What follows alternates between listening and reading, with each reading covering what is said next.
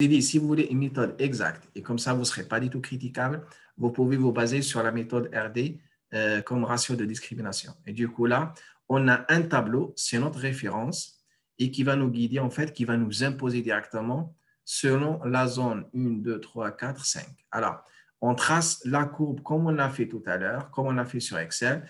Après, qu'est-ce qu'il nous reste? Il nous reste juste, en fait, regardez, à tracer la droite AB qui va de 100% jusqu'à la dernière référence. OK? On m'a dit qu'il va de 100% jusqu'à 100% ici. Et ensuite, alors, regardez, cette droite, elle va croiser la courbe dans un point. Alors, et du coup, là, on a le segment AB et on a le segment CB. D'accord? Et le ratio RD, c'est quoi en fait? Je vais prendre tout simplement le CB et je vais diviser par AB.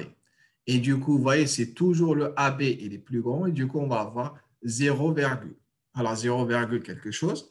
Ça nous donne le ratio RD. Et là, on va regarder tout simplement le ratio RD, il est dans quelle zone? S'il est entre 1 et 0,9, et du coup, on dit qu'on est dans la zone 1. Vous voyez ici, si vous voulez, on est dans cette zone. En fait, les valeurs sont très, très, très fortes. Ça varie, ça commence et ça varie très fort. Et du coup, on va prendre 10% pour la classe A. Là, je ne réfléchis plus, hein. J'exécute. 10% pour la classe A, 10% pour la classe B et 80% pour la classe C. Si on est entre 0,9 et 0,85, on dit on est dans la zone de ici. Hein. D'accord? Et là, j'exécute aussi, je fais 10%, 20 et 70. Pareil, si on est entre 85 et 75, là, je suis dans la zone 3, ici.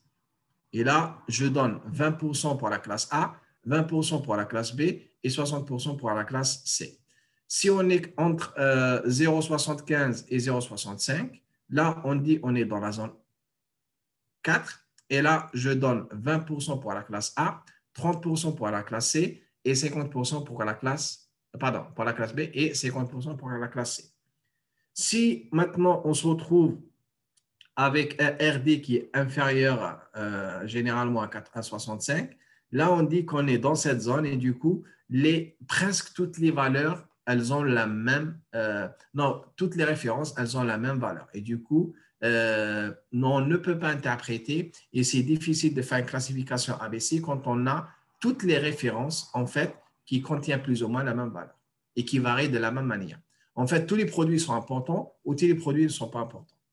Est-ce que ça va jusqu'ici? Je vous donne un exemple concret, comme ça vous allez me comprendre. Là, on part avec cet exercice. Après, vous pouvez le refaire chez vous si vous voulez.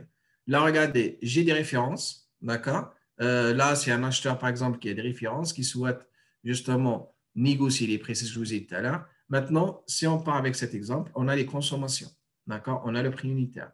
Maintenant, on fait juste la consommation, par exemple, la consommation cumulée, et là, j'obtiens les pourcentages. Je trace la courbe, d'accord? Je calcule et je fais la droite A, B. Elle se croise ici avec la courbe. Et du coup, je prends CB divisé par AB. Et là, je mesure. Hein. Je prends vraiment la règle et je mesure. Là, j'ai 48, par exemple, divisé par 71. Ça me donne combien? Allez, je le calcule en temps réel avec vous. Regardez, ça me donne alors 48 divisé par 60. Là, ça me donne 0,67. OK?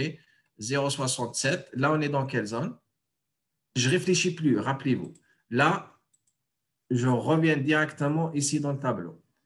0,67. Là, on est dans la zone 4 ici. Je ne réfléchis pas. Je donne 20% pour la classe A, 30% pour la classe B et 50% pour la classe C. Là, je reviens ici. Regardez ce que j'ai fait. 20%, 30% et 50%. Là, j'ai fini l'exercice. Je ne réfléchis plus. Et du coup, avec cette méthode, l'avantage, c'est qu'on arrive tous à la même solution et on est tous.